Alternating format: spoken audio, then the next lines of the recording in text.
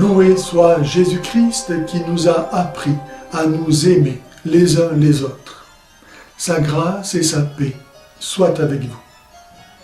Dans une vidéo intitulée « Mariage, l'Église et la contraception », publiée sur le site Gloria TV, M.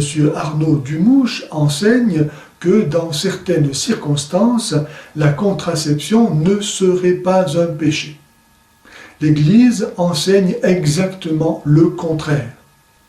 Nous lisons en effet dans le catéchisme de l'Église catholique, auquel il faut toujours se référer pour connaître la doctrine véritable de l'Église sur un sujet donné, que la contraception est intrinsèquement mauvaise, c'est-à-dire en elle-même, indépendamment des circonstances et de l'intention.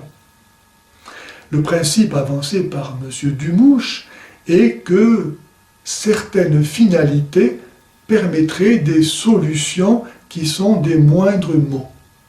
Or, cette doctrine a été condamnée par le pape Paul VI qui écrit, je cite, « On ne peut invoquer comme raison valable pour justifier des actes conjugaux rendus intentionnellement inféconds le moindre mal. » Et Jean-Paul II, « Les circonstances ou les intentions ne pourront jamais transformer un acte intrinsèquement mauvais, de par son objet, en un acte subjectivement honnête ou défendable comme choix.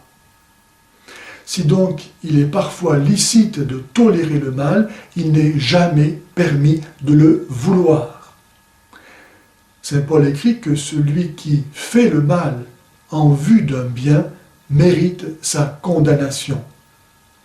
Mais non content d'inviter à pécher sous couvert de compassion et de charité, M. Dumouche ose attaquer l'autorité de l'Église en prétendant mettre en contradiction son enseignement dogmatique et la pastorale, comme si l'Église enseignait des choses impossibles à réaliser.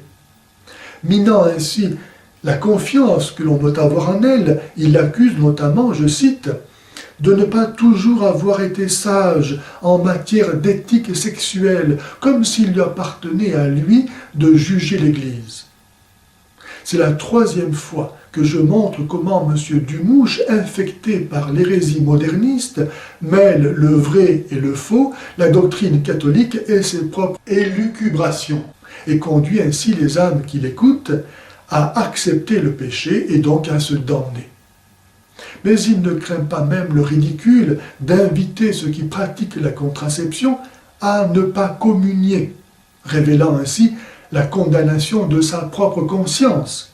Car pourquoi ne devraient pas communier ceux qui pratiquent la contraception si la contraception n'est pas un péché? Je rappelle pourquoi la contraception est toujours un péché grave.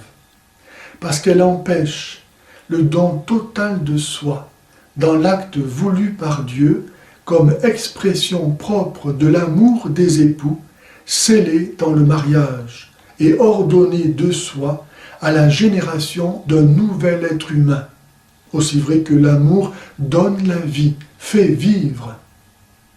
Faire semblant d'aimer en faisant semblant de se donner n'a jamais rendu personne heureux, mais au contraire détruit en soi et en autrui la très haute vocation humaine à l'amour.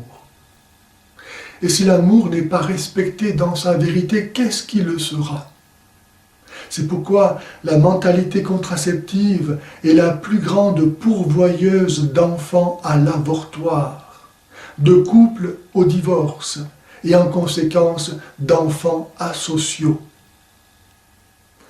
La réponse à la question de la maîtrise de la fécondité n'est pas la contraception, mais la méthode de régulation naturelle des naissances, qui implique la maîtrise de soi et le respect de la nature telle qu'elle est.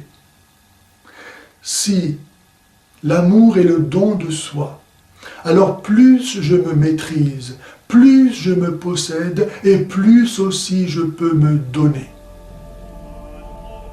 Si les gens savaient qu'ils vont en enfer, ils changeraient de vie.